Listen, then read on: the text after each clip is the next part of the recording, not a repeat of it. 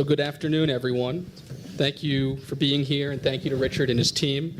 My name is Bill Schoenbach. I'm with Aon. I know we're all that stands between you and lunch. I'm not sure if that's better or worse than drinks, but you'll want to stick with us. We've got a great group of panelists, and I will let them introduce themselves. Brian, you want to start down at that end? Sure. My name is Brian DeLucia.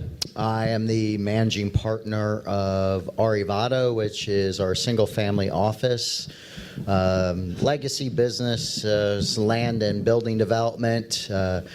These days, we have another real estate development company where we're acquiring quite a bit of land that already is developed, and we are building multifamily, mixed-use, master plan development sites out throughout the southeastern states and Texas.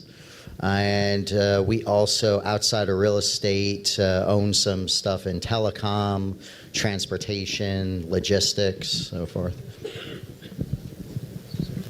Hi, I'm John Preisler. I work at RH Capital. We're a single-family office where our DNA is from a hedge fund where my colleague ran it for 30 years. And when we converted to a single-family office in 2006, the challenge was getting invested in other asset classes besides equity and debt. And so it took many years, but real estate is one of the challenges, and it's hard to do all in one shot. So over a number of years, we've gotten more invested in real estate, and it's still a focus for us today among privates, co-invests, private equity, hedge funds, et cetera. So thanks for having me here today. Hi, Camille Holmesy, GRC Investment Group, single-family office out of Dubai, United Arab Emirates. My mandate is heading the global capital allocation in various countries. We invest in real estate, in renewable energy, waste management technology, and also in medical device. We invest direct and we co-invest. And I am here to learn today from the colleagues and also from the audience. My name is Greg Kadara. I work for CGI Strategies, which is a single-family office. We invest in multifamily, mostly in New York, LA, and the Southeast. We have a portfolio that's around about $1 billion, and we're still acquiring in Los Angeles. We both co-invest and invest ourselves. Hi. Hello. Good afternoon. My name is Marco Soriano. I'm from the Soriano Holdings. It's a family, fourth-generation family office. We were the founders of the San Miguel Brewery, for those of you that are fanatics of beer in the world. We were also the founders of Philippines Airlines. Most recently, when I took the job as a CIO and co-chairman of my family, I've been pivoting towards a more balanced portfolio with technology. So we are one of the early investors in the project Hyperloop. For those of you that know the super speed train and AI robotics, we're the ones that put Sophia the robot around the world, if you've seen that. And most recently, I'm reviving a motorcycle manufacturing company that we used to have in 1939 with an electric superbike model. And obviously, real estate is about 55% of our portfolio, not exactly all of it, like most people I think are doing here, but just to have a good balance. Thank you. I got it.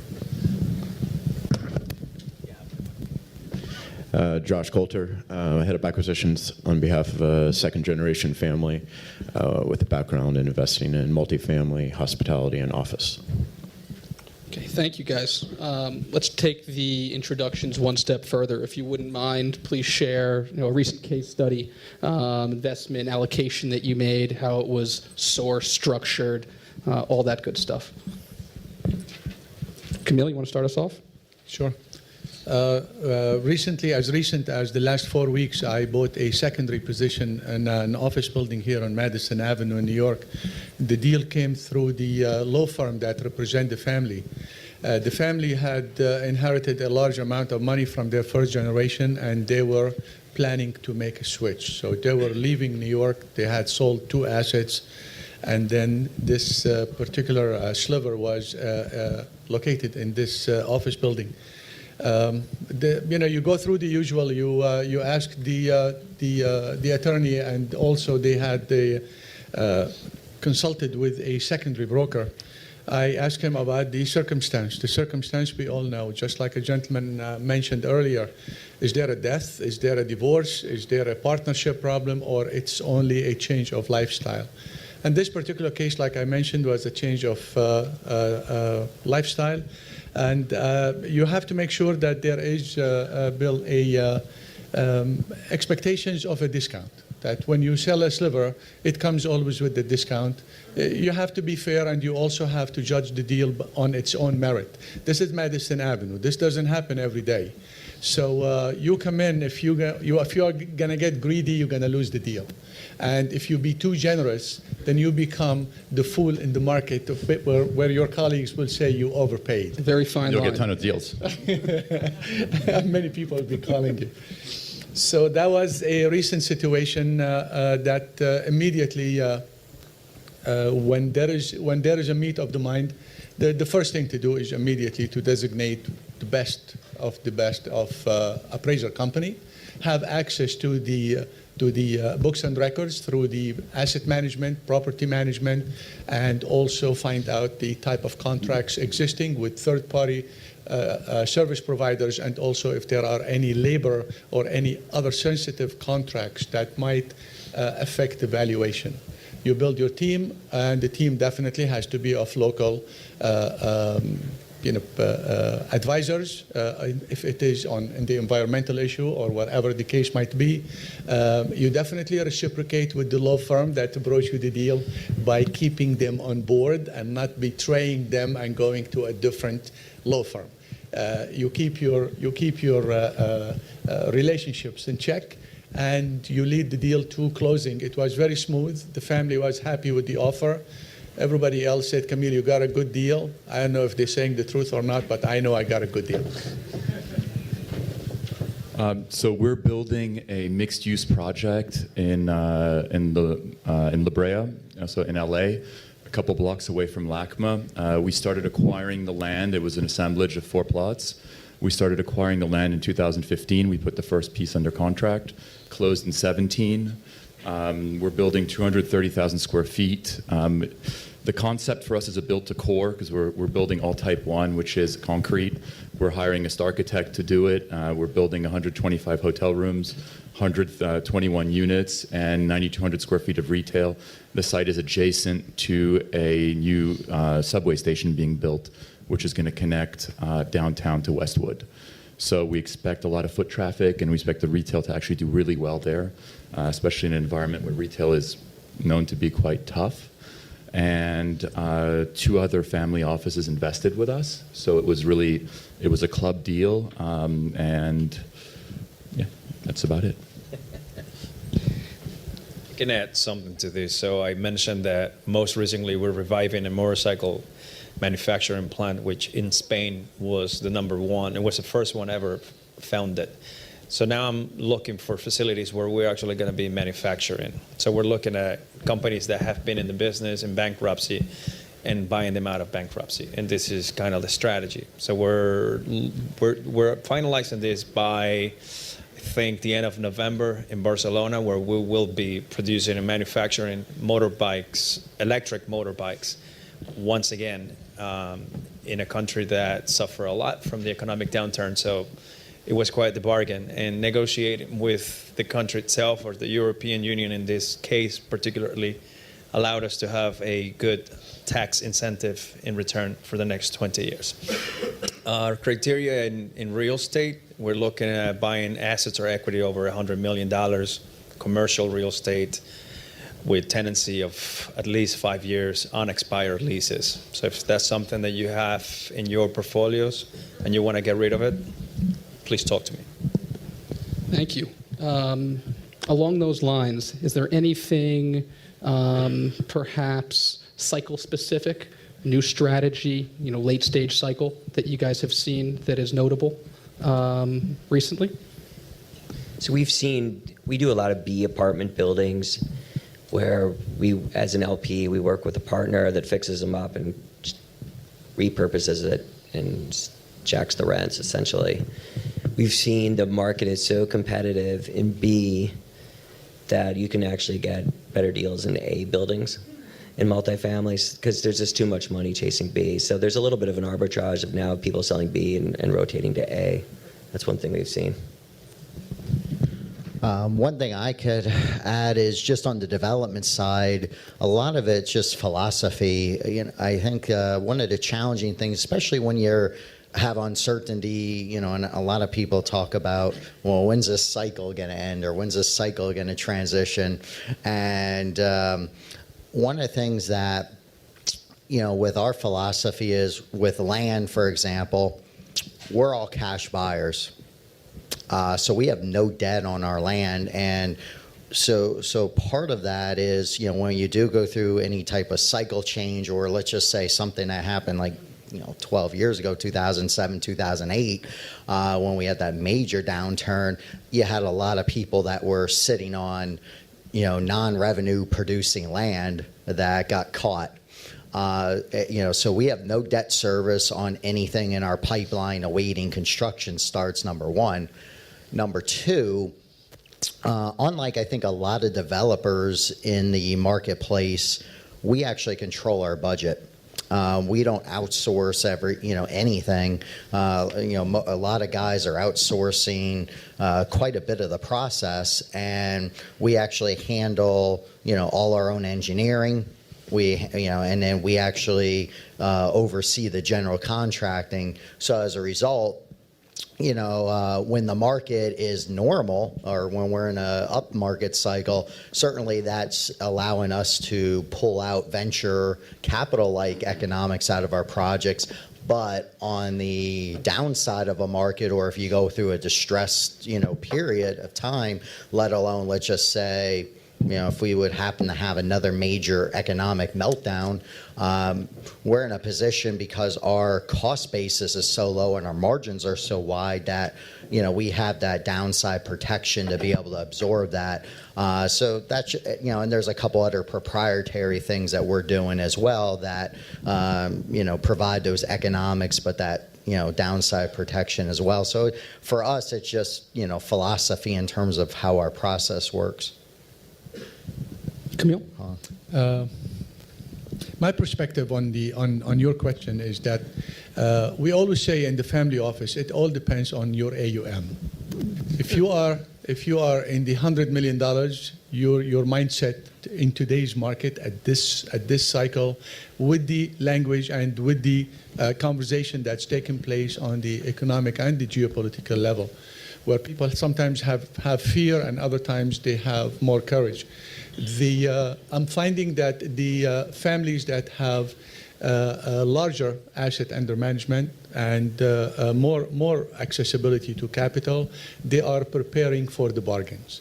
They are preparing for a plateau or for an adjustment in the economy where they will be getting bargains. While the smaller families are going out of the boundaries that they created for themselves in the last 2 years by saying, we only do direct, which I do not see unless you have the cadre of team of analysts supporting such a statement. When you say, I only do direct, if you are in the $50 to $200 million and you only want to do direct, how many investments can you have and how much liquid can you leave on the side? So I am seeing different mindsets based on AUM and skill sets. That's great. Great. The last deal we put under contract came through a JV, and that's what we're seeing, and we're working on another one as well. And this is very difficult right now to acquire anything. So in the Southeast, where we do value add, very difficult to find a deal. As my colleague over there said, Bs are almost priced above As sometimes. You have to pay to do value add. And so we have 2 deals coming in through JVs. One of them is an extended stay in Westwood, and another one's in an exurb. It's a 400-unit ground-up development in an exurb of Los Angeles. And that's what we're seeing more, and that's how we're actually acquiring land, because right now the basis is just unworkable. Josh, did you have something you wanted to add? Yeah, I was just going to echo what John was saying. I think we've been sellers of in our portfolio of the B product as well, and really pivoting to looking at a lot of the core and core plus product, and we're not necessarily chasing opportunity zone deals because a lot of times they're in too tertiary of an area for something that we would like. But a unique thing that I've seen the past couple months that have been presented to me have been some Class A construction deals that also happen to overlap in an area that's been designated an OZ. And so it's something that we could hold in our portfolio for the next 10, 15, 20 years. And that's something interesting because you get the inherent tax benefits, but you're not buying into an area that you're looking to reposition. Right. We've seen a lot of clients focus on opportunity zones as well for a variety of reasons. But switching gears for a quick moment, I want to ask you guys about rep and warranty insurance. Over the last year or so, we have seen significantly more adoption of rep and warranty insurance in large-scale real estate transactions. So granted, many of those users have been funds looking to return capital to limited partners or wind down a fund in a relatively clean manner. But I'm curious to understand what extent, if at all, you have seen this product serve as an effective substitute for a sizable escrow. As an LP, we haven't had this issue. We're usually doing single property. We're not doing fund structures, so it hasn't come up. On the private equity side, I do not see that implemented or factored into my deals here in the U.S., but definitely it is a major component when we do international deals, especially on infrastructure. Recently on deals that we worked in Africa, one in Ivory Coast and the other one was on the opposite side in Ethiopia, we definitely factor the bringing in Lloyd of London, which is over there the leading company that provides such coverage, that we factor their presence and their coverage in order to protect ourselves. We don't have any partners in not only in most, in all our deals, unless it's necessary. So Lloyd of London has been my to seek insurance company. He's from Mayo. It's okay. Lloyd's provides the You're capacity. selling your product, right? Lloyd's provides the capacity. But yes, I'm absolutely selling my Bill, product. Aon is for everything domestic moving forward. We should have said Exchange Aon. business We want cards. Aon. And the panel already pays for itself. Don't let him talk anymore.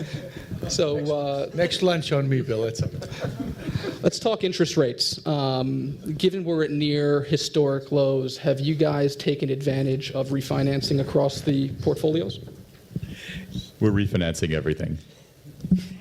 We're expecting rates to definitely go lower. I mean, there isn't any way that the way the economy, the currency war that we have been hearing, and the trade war with China is going to be managed.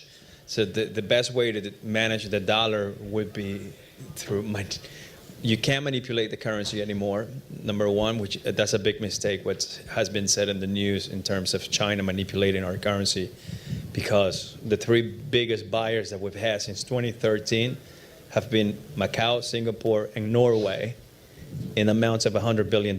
So that decade that everybody still refers to as the currency manipulation has ended with China. So we need to kind of see past that. And the only way is fiscal policy in the U.S. by lowering the rates, which is what the current administration with Trump is trying to do. We actually had 2 closings this morning on refinances of some of our assets back in Pennsylvania.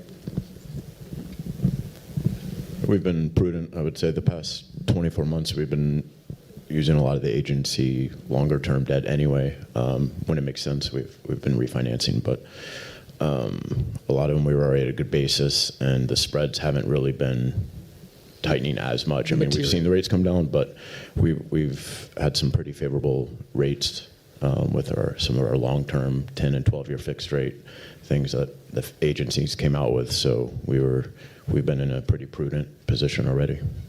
Okay. Thanks for that. What are your thoughts generally on the rise of digital securities? I've had some interaction with a couple of firms. Templum is one. They proved the concept last fall by successfully tokenizing the Aspen St. Regis. There's another firm out there called Red Swan that's specifically focused on commercial real estate. Templum is on to bigger and better things, although I did have a call with them this morning talking about a triple net lease portfolio. But I'm curious to see to what extent you guys think this is going to impact your businesses going forward. You do your homework on us, I think, right? Because we participated in that deal with the St. Regis Hotel. I think this question came up after Aon joke. Yeah. You guys Karma. are teaming up now. So that was successful, and we're trying to do a tokenization of different real estate assets, especially in the Caribbean. So we're also involved as shareholders with the Emilia Group, the hotels from Spain, which is about 350, and we're aiming at 400 by 2025. And what we're doing with these new developments is tokenizing part of the units, so that it's allowing for that current infrastructure of blockchain and cryptocurrency holders to buy a piece of the units. And But it's also the secondary liquidity, right? yes. So we're doing that with real estate, and I'm doing it for the first time as a test with the motorcycle manufacturing company in the form of an STO. And that's going to be launched, we're guessing in March of next year. Can you drill down on that a little bit more? Sure. So security token offering, it's basically taking an existing asset. In the case of the facility that we'll be buying, the manufacturing company or the manufacturing plants, we can tokenize each one of those assets, including not only the real estate, but the machinery that will be used for the assembly line. And the investors can own a piece of that in terms of, or in the case of a liquidation. And the STOs that you're looking at in the U.S. under regulation D or A+, it's geared towards protecting the investor so that they have either a share revenue piece of the actual asset or they own directly into the equity of the company. So we're testing that out. If it works out for me, I suppose the next year that I talk here, I can tell you it worked out or it didn't for that specific asset. But with the hotels, it's definitely attractive to cryptocurrency holders, especially Bitcoin and Ethereum, that want to sell and to own an actual asset. Yeah, you provide access, right, that's not necessarily available to your average retail investor. Right. And you also, from a seller's perspective, oftentimes are able to bypass, the illiquidity discount, right? So you're really benefiting both sides of the house. And it's been a fascinating space to be involved with, and I don't think it's going anywhere. It's happening. I mean, if you're a developer and you're looking for fiat, you can cash this. You can cash this money out by using infrastructural systems like Ballyhoo, for example, is one where the crypto investors buy into the units and you cash it out, and you use the fiat to continue construction. So this is one of the things that we're doing in Punta Cana, where we see that there's devaluation on the properties because of all the news. As you all remember, people were dying and they were talking about alcohol being a problem down there. So it depreciated a lot, the assets, and we're involved now with buying more land. Opportunistically. Any other experience on the panel with the... I come, even though Marco and we are personally good friends, I come from the opposite side of the spectrum. I'm a big believer in blockchain, in the application of blockchain. Actually, 3 years ago, I headed the team that represented the United Arab Emirates as a government to Singapore to coordinate with them because they were leaders in implementing blockchain into their maritime shipping. And as you all know, Singapore is one of the top 3 ports, shipping and receiving in the world. Because of our keen interest in implementing blockchain. And since then, in all our ministries, we've been implementing blockchain into record keeping for our population count, for a lot of data, for land title, and for land recording. And due to the fact that our currency is pegged to the US dollar, we do not, and due to the political security and stability of the region of the GCC, of the 6 countries that count Saudi Arabia, Oman, United Arab Emirates, Qatar, Bahrain, and Kuwait, we don't see right now the need for us as a government to be, or on the family side, to be involved.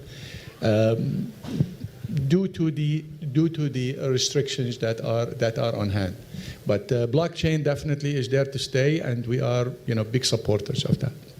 So from my perspective, we looked at raising money using this, and we just didn't do it because we didn't know who was on the other side, and I think that's really, really important.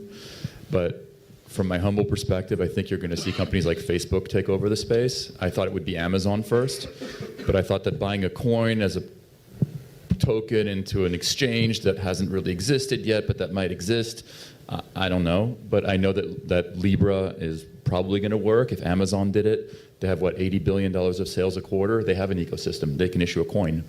And I think what's interesting about that is that they're issuing zero coupon debt, which is why I think I'm very bullish on Facebook, because they can issue $30, $40 billion of debt at 0% interest rate. It's like being in Denmark or something. I think that's really, I think it's really, really powerful for them. Looks like we only have about 90 seconds left. So we'll keep this one brief. But let's talk quickly about the rise of real estate PE. Do we think that's a positive trend? Is it contributing to a bubble? Any comments? You have to sell your real estate to someone, and if they want to pay a high price, that's great.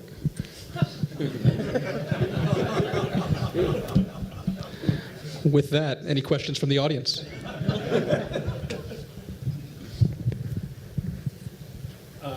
Anyone on the panel, when your deal comes across your desk, if it has the word opportunity zone to it, does it get you any excited, or is it just another deal? I can also. Certainly, we see a lot of them. I don't get excited by the word opportunity zone. I mean, there's a lot of them that are just very mediocre plays that normally you wouldn't touch, and where it's like 13, 14, 15% returns.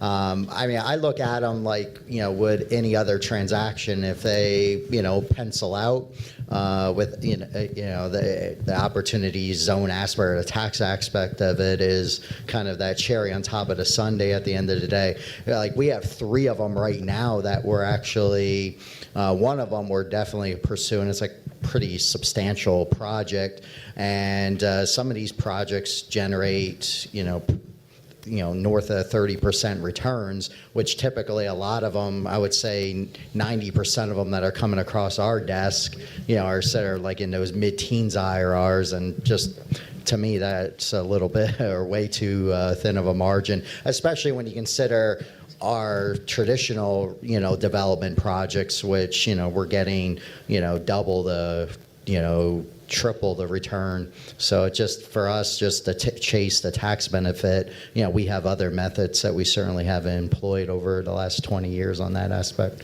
Camille, you want to send us home?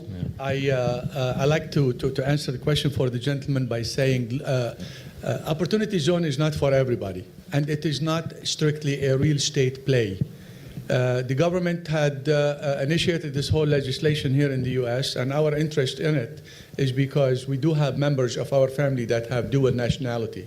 So they have stocks in the USA, and they have other real assets that they can take out their capital gain, and we can deploy it into an opportunity zone. And that's really what initiated my interest, just to be clear.